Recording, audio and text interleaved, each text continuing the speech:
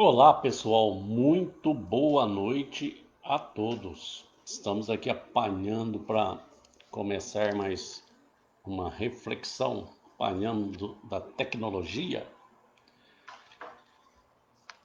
mas a gente chega lá.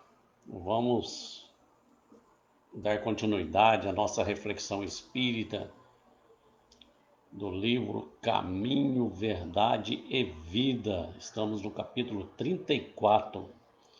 Que Jesus nos abençoe, nos inspire e nos guarde para que tenhamos boas reflexões nesses momentos que aqui estaremos juntos.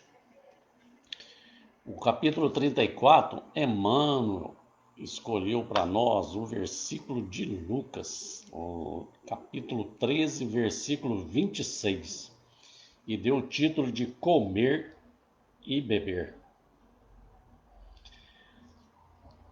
Diz o versículo seguinte: Então começareis a dizer: Temos comido e bebido na tua presença e tens ensinado nas nossas ruas.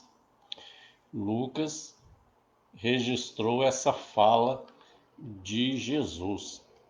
Esse versículo ele está em uma passagem lá no capítulo 13 de Lucas, onde nós vamos encontrar Jesus e seus discípulos caminhando até Jerusalém. E como é natural, nessa caminhada, eles vão conversando, vão trocando ideias, quando um dos discípulos que ali se encontraram pergunta a Jesus: Mestre, são poucos os que se salvam? E Jesus responde a ele: Lutai por entrar pela porta estreita, porque eu vos digo que muitos procurarão entrar e não poderão. E continua Jesus explicando e dizendo que quando um pai de família se levanta e fecha a porta, muitos de seus filhos que estão do lado de fora vão começar a bater nessa porta dizendo: Senhor, Senhor, abre-nos. E respondendo ele dirá: Não sei de onde sois. Aí, o que estão querendo entrar na salvação vão começar a dizer: Senhor, nós temos comido e bebido na tua presença e tu tens ensinado nas nossas ruas. Mas o Senhor responderá: Digo-vos que não vos conheço, nem sei de onde vós sois. Quem quiser ler completamente, integralmente, está lá em Lucas capítulo 13, versículos 23 até o 27. Então, essa passagem registrada por Lucas e contada por Jesus, uma parábola, mostra mais uma vez um simbolismo do Evangelho. Simbolicamente, um pai de família que fecha a porta aos filhos ingratos. Pensando em Deus como nosso Pai, como o Pai de todos nós, será que realmente ele fecha a porta para os seus filhos, ainda que esses filhos sejam ingratos? Então nós precisamos entender o sentido figurado, o sentido simbólico da parábola, porque nós não podemos levar o Evangelho ao pé da letra. Temos que entender que a vida tem ciclos. E um desses ciclos é a existência terrestre. Cada existência que vivemos aqui no planeta é um ciclo dentro da vida. A vida é uma só. E dentro dessa vida única, existe vários ciclos aos quais chamamos de existências. E essa existência, essa encarnação, ela tem começo, tem meio e tem fim. Então, quando a morte física chega para nós, numa existência, fecha-se a porta, fecha-se um ciclo de oportunidade que tivemos durante o período que nós estivemos aqui encarnados. E abre para nós uma nova porta, que é a porta da vida espiritual. É a porta do plano espiritual que adentramos através da morte física. Então, Deus nos fechou a porta, portanto, desse ciclo, pela lei natural da existência da morte física. Fechou a porta dessa existência. Não temos como nós voltarmos atrás dentro dela, né? Ressuscitar e começar de novo, na mesma encarnação. Mais distraídos das realidades, como sempre, a gente anda meio distraído, né? Das realidades da espiritualidade, da imortalidade. Geralmente, o que a gente espera? A gente espera viver uma vida e quando chegamos do lado de lá, nós queremos encontrar um céu, porque ninguém de nós quer ir para o inferno, não é assim? Nenhum de nós quer ficar mal do outro lado.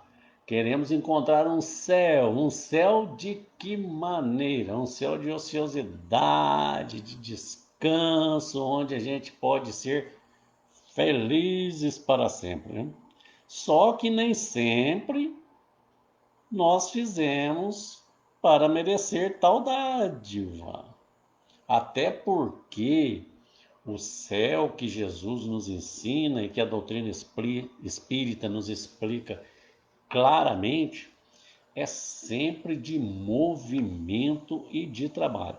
Quanto mais nós trabalharmos no bem, mais no céu nos sentiremos, né? Então, o céu é um estado de espírito. Agora, quando a gente chega lá e não encontra esse descanso, essa ociosidade, o que a gente faz? Começa a reclamar. Aí isso a gente faz bastante e faz bem, né? Nós somos especialistas em reclamação, principalmente o brasileiro, né? Porque o brasileiro, apesar de todas as dificuldades que passa, ainda está muito bem localizado e não tem muito do que reclamar, não. Mas a gente reclama. E às vezes afirmamos, mestre, nós comemos e nós bebemos na sua presença. Nós conhecemos os seus ensinamentos, que o Senhor tem nos ensinado pelas ruas. E é verdade, né? Hoje, pelas redes sociais, pela tecnologia, pela velocidade das coisas, a gente vê falar muito do Evangelho, de Jesus, né? Antes dessa tecnologia toda, para você conseguir um livro espírita, por exemplo, era um Deus nos acuda, né? Não conseguia. Hoje não. Hoje você quer um assunto, você vai nas redes sociais, você encontra, né? Então nós ouvimos falar de Jesus, nós comemos e bebemos as palavras de Jesus pelas ruas, pela sociedade, onde nós estamos, nós ouvimos falar de Jesus. Ora, mas os fariseus, né, vamos voltar lá no tempo de Jesus. Os fariseus muitas vezes também comeram e beberam com Jesus. Mas na hora da escolha lá, que o Pilatos perguntou, escolheram o mestre para crucificação no lugar de Barrabás. Então, quando a gente vai lá, chega no plano espiritual e quer achar esse céu de facilidades, lá no fundinho da nossa consciência, uma voz divina nos fala: mas eu não sei quem sois. Aí nós começamos a perceber que na existência, no ciclo que vivemos, que abriu e se fechou, nós não aproveitamos as oportunidades como deveria, como deveríamos ter aproveitado.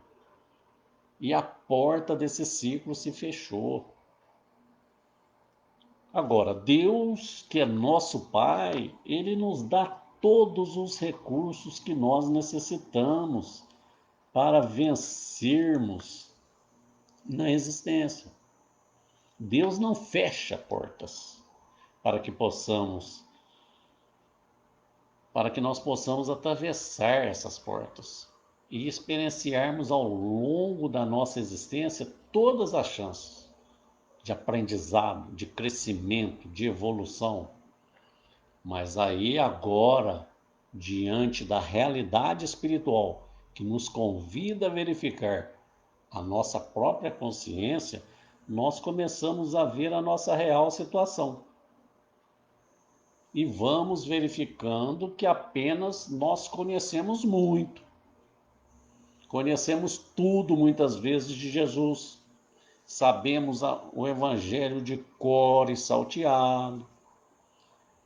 Citamos capítulos e versículos do Evangelho.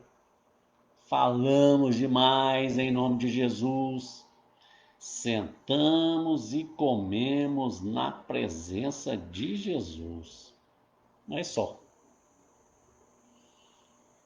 Não vivemos Jesus. Não nos alimentamos de Jesus.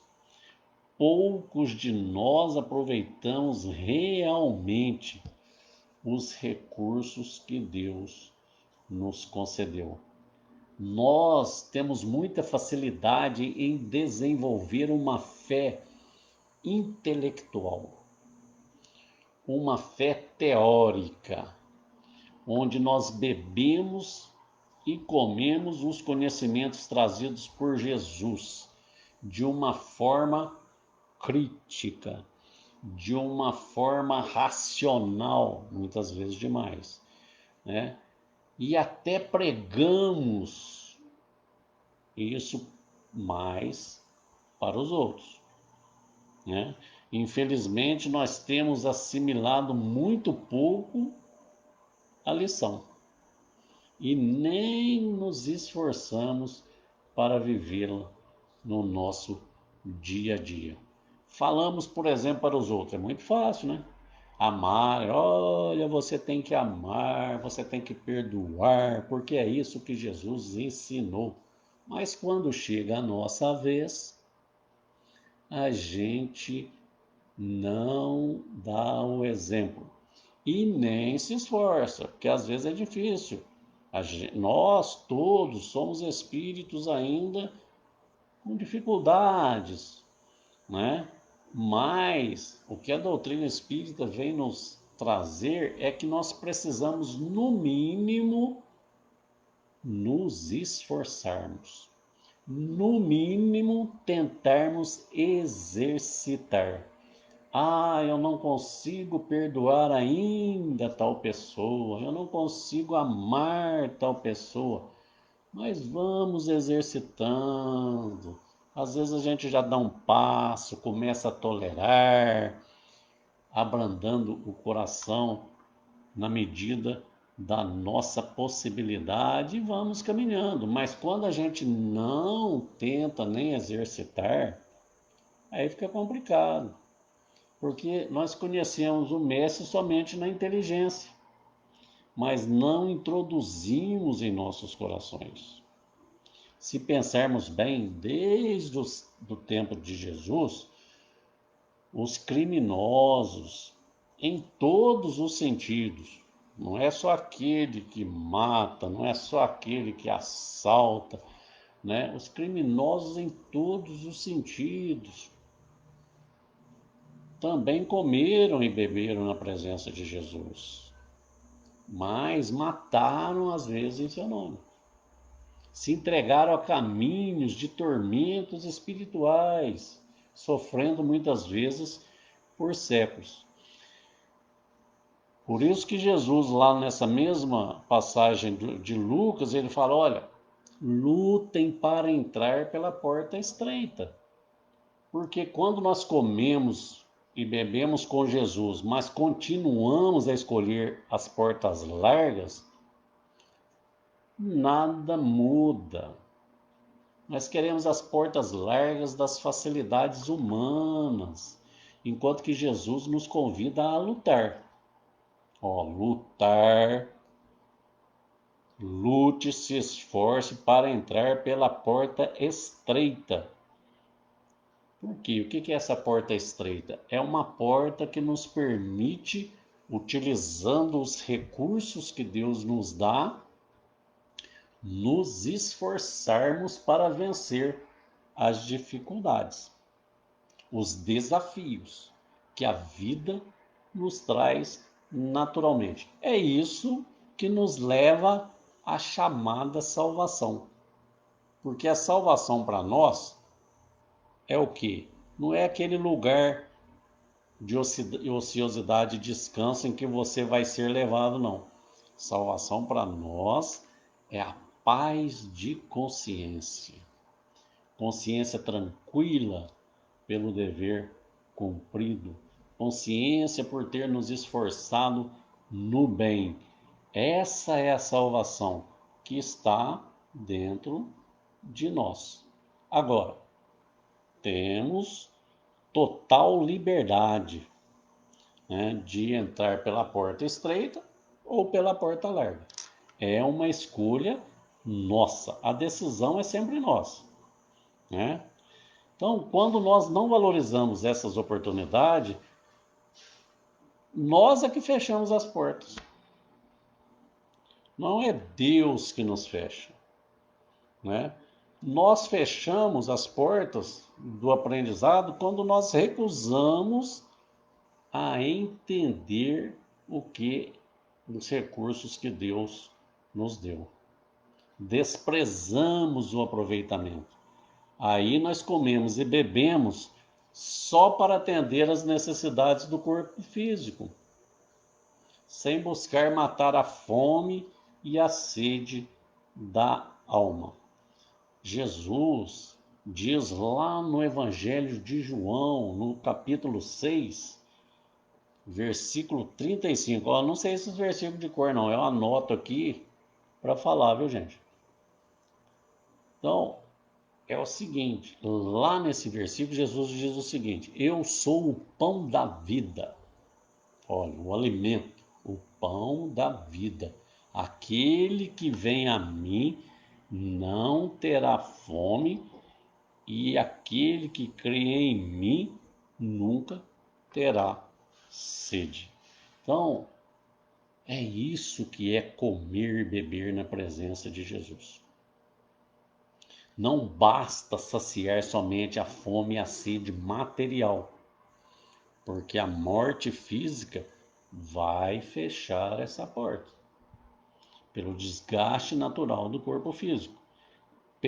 Para adentrarmos bem pela porta da vida espiritual, nós precisamos nos alimentar de espiritualidade, comer o pão da vida, que é Jesus. Beber a água da vida, que é Jesus. Quando nós realmente nos alimentamos de Jesus, nós vivenciamos o Cristo no nosso dia a dia. Então é preciso ampliar esse horizonte da nossa intelectualidade, mas também ampliar os horizontes dos nossos sentimentos vivendo Jesus. Muitas vezes as pessoas acham que viver Jesus é abandonar tudo e sair pelas ruas pregando. Não, viver Jesus é no nosso dia a dia, no nosso lar, no nosso local de trabalho, nas ruas, onde estivermos, nos pequenos gestos, nas coisas que falamos, nas atitudes que tomamos.